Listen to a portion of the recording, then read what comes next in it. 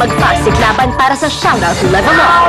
This time, kinakailangan ng humarap ng mga teammates sa mga best of the best mentors and coaches from the industry bago makapasok sa isang production number. Nakikita ng mga tao what actually artist has to go through. At the same time, yung paghihirap talaga to make a good performance kasi they have to pass through auditions first. We try to guide them properly through this whole process. Kahapon, tuluyan ang nagsimula ang pag-level up. Mula sa unang grupo na Kulelats, kanya-kanyang pasikatan at patalbugan ang bawat teammate. Ano ba gusto mong nangyari sa karir mo? You're 13? Opo. You don't dress up like 13? Kasi hindi ako prepared sa performance ko. So, outfit mo lang, mapanalo na ako.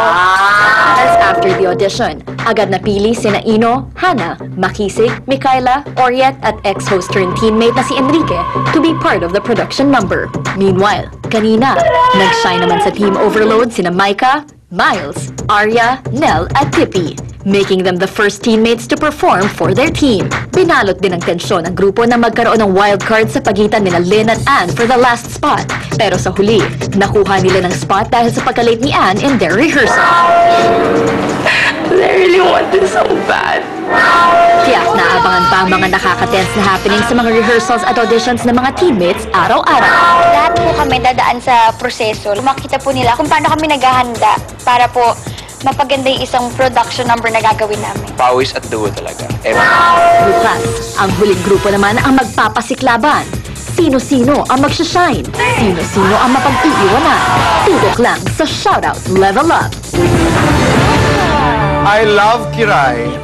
Star siya! Talagang agaw po sinasabi niya. Damit pa lamang. Oo, pasok Panalo na siya. Oo. You know, I love Shoutout and what it represents. Dahil mga kaibigan, pag napapanood ko po ang mga batang talents, alam ko sa aking puso that the industry lives on. Yes. Diba? Ako gustong-gusto ko naman yung Ganda. sinabi nila. Tama sila eh. Kasi sometimes, inaakala ng mga tao na yung pag-aartista, bibihis ka lang, mag-makeup ka lang, At tapos yun na yun yun. yung production number. Pero grabe pala yung hirap na pinagdadaan itong mga shout-out teammates. And I yung like- bago po yung number. And I like the fact that they're talking about putting in a lot of hard work into what they do. And again, we love Kiray. We love Kiray.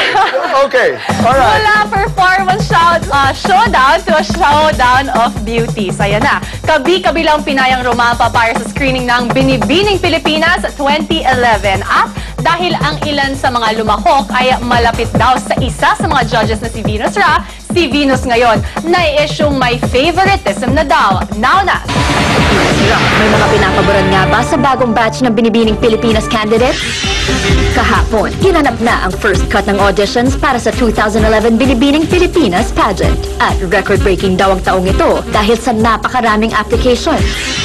108 applicants. This is, I think, the first time na ganun kadami ang ating mga aplikante. Kasi yung batch namin siguro 50 plus, ng 57 or 60, mga ganun. Amazing, no? Sobrang dami, 108. I think if they work hard and they really have their mind serious about winning, yes, I think we have fantastic material. From 108 applicants, the number was cut down to 50 at lahat sila in the running para sa final screening na gaganapin sa Saturday para piliin ang 24 official Binibining Pilipinas candidates. Ang ilan sa mga napiling applicants, pamilyar na sa mga manonood, gaya na lang ng isa sa mga dating 26K girls sa Deal or No Deal na si Chloe o si Martha Macaulay.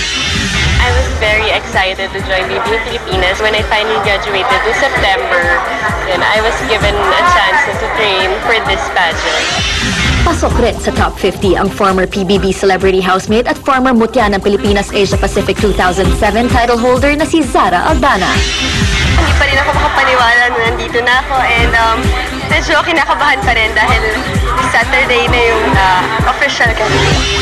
Pero ang iniintriga ngayon, nang magdesisyong bitiwan ni Binibining Pilipinas 2010 first runner-up Dayan Necio ang kanyang titulo para muling sumali this year. Nag-undergo na kami ng training, same with the girls who represented our country in the international pageant. Siyempre, hindi ko naman sasayangin yung mga senior ng past winners. Sa muling pagkapili ni Dayan sa top 50 candidates, iniintriga ngayong may favoritism daw sa screening committee at sa mga applicants, bagay na nilinaw ng mga miyembro ng committee. Ay, wala ha? Wala ha? Ako may mga friends ako dyan. Pero pag kahit friends, alam mo yun, kailangan pantay-pantay pa rin yung pagtrato mo sa kanila.